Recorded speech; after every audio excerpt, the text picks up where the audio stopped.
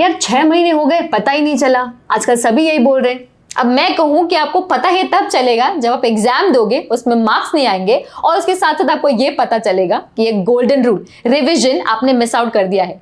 एक average brain की ताकत यही है कि 90% ऑफ द चीजें वो भूल जाते हैं एक हफ्ते में। तो आपने जो कल खाया था अगर वो याद नहीं तो पिछले 6 महीनों की इंफॉर्मेशन आपने याद रखी हो, ये मैं नहीं मान सकती। तो ये सारी चीजें हम समझते हैं here in learn with Finology.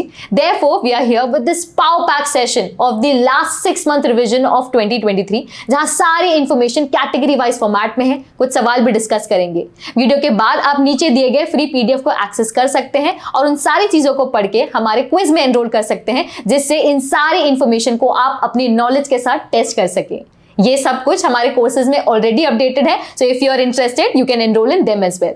तो बिना किसी देरी के चलिए शुरू करते हैं this power pack session with me Himanshi. So I hope you are ready with your pen and paper, because एक के बाद एक न्यूज आएगी और कुछ सवाल भी बीच में आएंगे। सवाल का जवाब देने के लिए आप स्क्रीन को पॉज भी कर सकते हैं। शुरू करते हैं हमारी पहली कैटेगरी अपॉइंटमेंट्स के साथ। Who was the first female to officiate in men's test match? This was Claire Polosak. सवाल इसलिए पूछ रही हूं क्योंकि किम कॉटन एक्चुअली न्यूज में थी। She became the first female umpire जिन्होंने T20 इंटरनेशनल मैच में ऑफिशिएट किया हो। तो दोनों के नाम आ सकते हैं।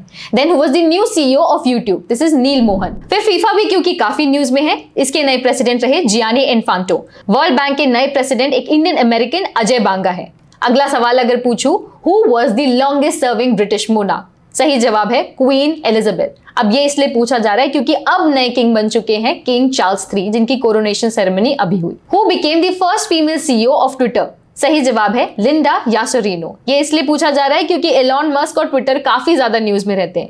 ये तो इंटरनेशनल हो गए। कुछ नेशनल अपॉइंटमेंट्स देखे तो काफी सारे चीफ मिनिस्टर्स का अपॉइंटमेंट हुआ है।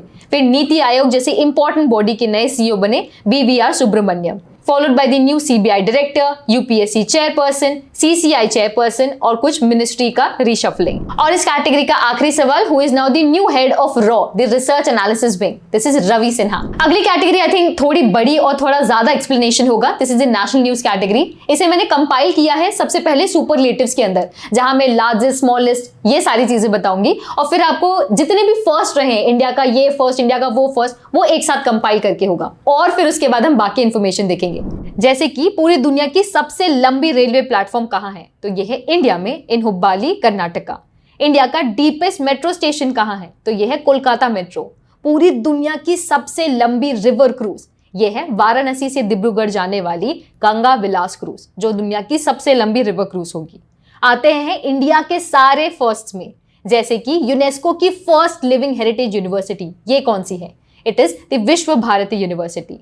केरला में आप 3 फर्स्ट देखेंगे। ये इंडिया का पहला ई-गवर्न स्टेट है, यही पहला डिजिटल बैंकिंग स्टेट बना और यहीं पर पहला जजमेंट आया रीजनल लैंग्वेज में इन केरला। इंडिया का पहला under water metro in Kolkata. First women officer in Siachen captain Shiva Chauhan. First state to have 100% electrified rail network, यह है हरियाणा।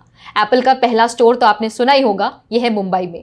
इंडिया की पहली वाटर मेट्रो कोची में और इंडिया का पहला AI चैटबॉट का नाम क्या है? तो वो है लेक्सी। इसी के साथ पूरे एशिया का सबसे पहला एशियन किंग वल्चर कंजर्वेशन कहां है? तो यह है उत्तर प्रदेश में। जोशीमठ की सिंकिंग भी काफी ज्यादा न्यूज में थी, जिसमें एक टर्म लैंड सब्सिडेंस जोन ये न्यूज में था। तो इसकी मीनिंग से सवाल आ सकता है। आपसे सवाल आ सकता है कि जोशीमठ आखिर लोकेटेड कहां है? तो यह है उत्तराखंड में। फिर आपने आम आदमी पार्टी के बारे में सुना होगा। ये सबसे रीसेंट नेशनल पार्टी बनी है जिसने इन बाकी सारी पार्टीज को ज्वाइन किया है। अब क्योंकि नेशनल पार्टी न्यूज में थी तो इसके क्राइटेरिया से सवाल आ सकता है। आखिर कौन इन्हें की स्टेटस देता है, उससे सवाल आ सकता है। सवाल आ सकता है कि इलेक्शन कमीशन जो कि एक कॉन्स्टिट्यूशनल बॉडी है वो कौन से आर्टिकल में है? सवाल का जवाब होगा आर्टिकल 324। तो मैं बेसिकली आपको सारे एंगल्स बताना चाह रही हूँ और न्यूज भी बताना चाह रही हूँ जो पॉसिबल हो सकते हैं जिससे क्वेश्चन आ सके।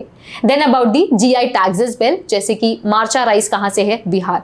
और नागरी दुबराज कहाँ से है? छत्तीसगढ़। तो बहुत सारे GI टैग्स पिछले 6 महीने में आए हैं। ये सारे आपको पता होने चाहिए जो कि यहाँ पर मेंशन्ड है। फिर अभी रिसेंटली न्यू दिल्ली में नई पार्लियामेंट बिल्डिंग का इनॉग्रेशन हुआ। इसमें से भी ढेर सारे एंगल्स बनते हैं कि इसके नए आर्किटेक्ट कौन है। यहाँ सेंगोल जो है काफी न्यूज में था, तो किसने किसको दिया था, कौन से साल में दिया था, प्लस जो 75 रुपीज का कौन आया था उसके फीचर्स आ जाएंगे, कौन इसे मिंट करता है, मिनिस्ट्री ऑफ फाइनेंस से क्वेश्चन आ जाएंगे। जब तक हम नए पे फोकस कर रहे हैं तो हो सकता है पुरानी बिल्डिंग से सवाल आ जाए कि पुरानी बिल्डिंग के आर्किटेक्ट कौन थे? एडविन ल्यूटिन्स। फिर अगर आपके सामने सवाल आए कि मेटी और कुकी कम्युनिटी काफी ज्यादा न्यूज में है, कौन सी स्टेट से ये बिलोंग करते हैं, जवाब होगा मणिपुर। यहाँ पे काफी ज्यादा वायलेंस चल रही है, काफी ज्यादा ये न्यूज में है, अब तक चल रहा है, तो we can expect a question from this particular area, we can expect geography से रिलेटेड क्वेश्चन या फिर कोई भी रिलेटेड एंगल हो सकता है मणिपुर का। फिर हमने सुना था 2000 नोट के विड्रॉल के बारे में, तो सवाल आ सकता है कि नोट छापता कौन है, ये कौन से एक्ट के अंदर आता है, कहां कहां इन्हें छापा जाता है, और अगर नोट की बात करें तो डायरेक्टली सवाल आ जाएगा इसके मोटिव से रिलेटेड, तो आपका जवाब होगा मंगलयान। फिर हमने कोरोमंडल जो ट्रेन है उसके डिरेलमेंट के बारे में सुना, तो ये इंसिडेंट हुआ था उड़ीसा में, वहां से कवच से सवाल आ सकता है कि आखिर ये क्या है, तो ये एक ट्रेन प्रोटेक्शन इंडिजिनसली बनाया गया एक सिस्टम है। और फिर रेलवे मिनिस्टर कौन है ये भी आपको पता होना चाहिए। देखिए इस 6 महीने की जर्नी के पीछे जो आइडिया था, it was basically to brush up your memory. तो अगर आपको ये ओवरवेलमिंग लग रहा है, बहुत जल्दी जल्दी लग रहा है, इट मे बी बिकॉज आपने मेरे पिछले 6 महीने के करंट अफेयर्स वाले वीडियो ना देखे हो।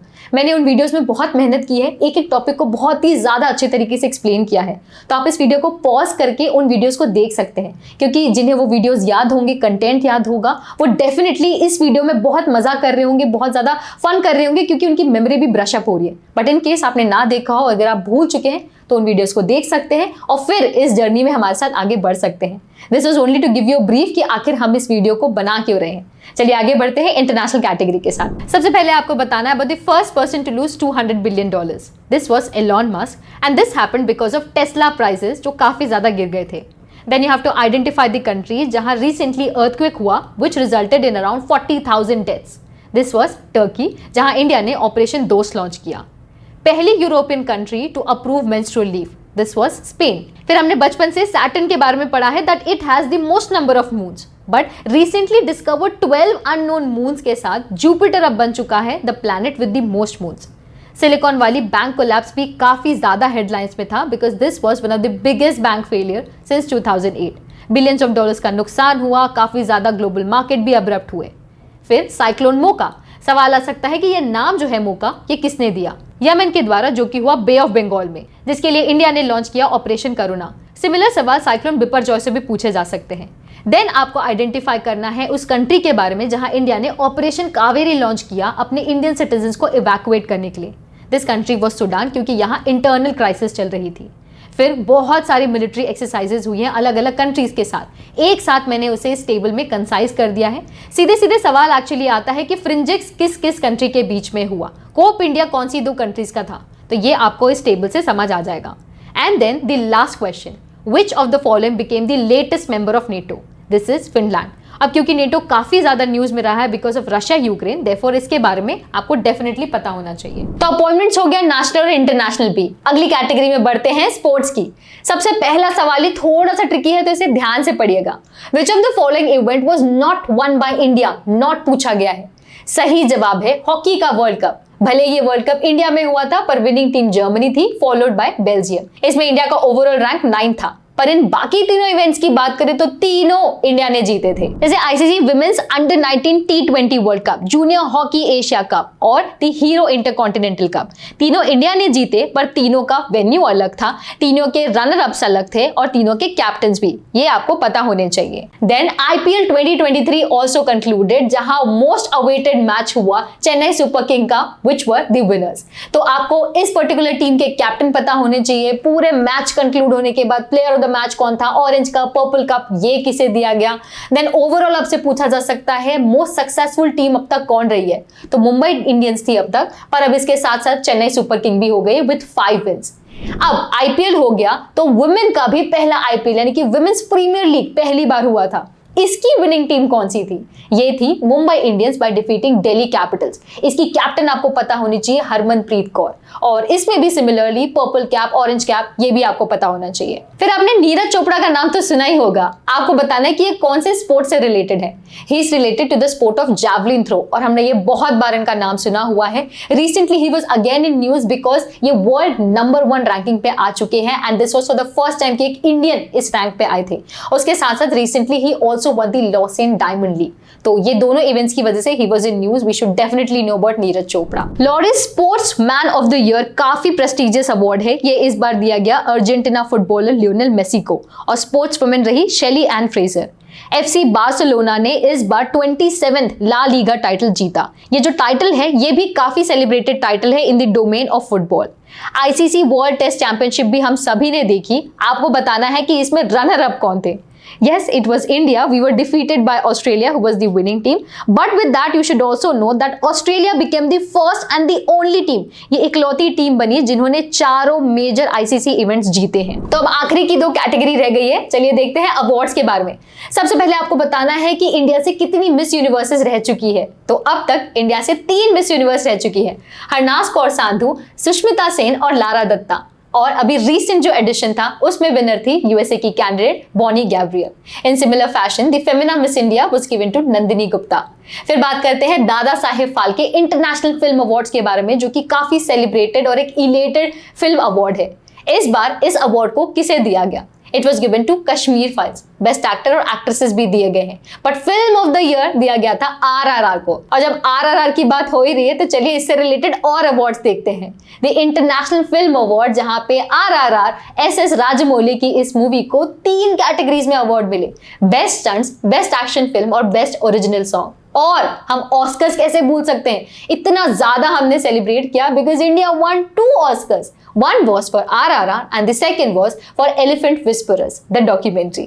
And then lastly about the International Booker Prize, ये किस किताब को दिया गया? It was given to Time Shelter. तो अब आ गए हमारी आखिरी कैटेगरी रिपोर्ट्स एंड इंडेक्सेस में. मैंने बहुत बार बताया है कि इस कैटेगरी से ऑलमोस्ट सिमिलर फैशन के क्वेश्चंस आते हैं. फॉर एग्जांपल, किसने रिलीज किया है, इंडिया का रैंक पूछा जाता है, best ranking country, least ranking country और कुछ कुछ जगह जो अगर इंपॉर्टेंट है तो उसके पैरामीटर्स भी. और अगर इंडियन कॉन्टेक्स्ट की बात करें तो बेस्ट स्टेट कौन सा था, बेस्ट यूटी कौन सा था, ऐसे सवाल आते हैं. तो ताकि मोनोटोनस ना हो इसलिए मैं आपसे क्या करूंगी, इन्हीं कैटेगरीज में से एक सवाल पूछूंगी और बाकी जो इन्फॉर्मेशन है वो आपके सामने फ्लैश हो जाएगी. और अगर आपको नोट करना है तो आप इसे पॉज करके कर सकते हैं. तो चलिए शुरू करते हैं और देखते हैं हमारा पहला सवाल. स्टेट फूड सेफ्टी इंडेक्स किसके द्वारा रिलीज किया जाता है? Answer is FSSAI. Best large state, small state और यूटी यहां मेंशन्ड है. ग्लोबल स्लेवरी भी आजकल बहुत ज्यादा प्रेवलेंट है. इसका मतलब फोर्स्ड मैरिज, डेड बॉन्डेज या फिर फोर्स्ड लेबर हो सकता है. आपको बताना है कि मोस्ट प्रेवलेंट यानी कि सबसे ज्यादा ये कौन सी कंट्री में है. सही जवाब है नॉर्थ कोरिया.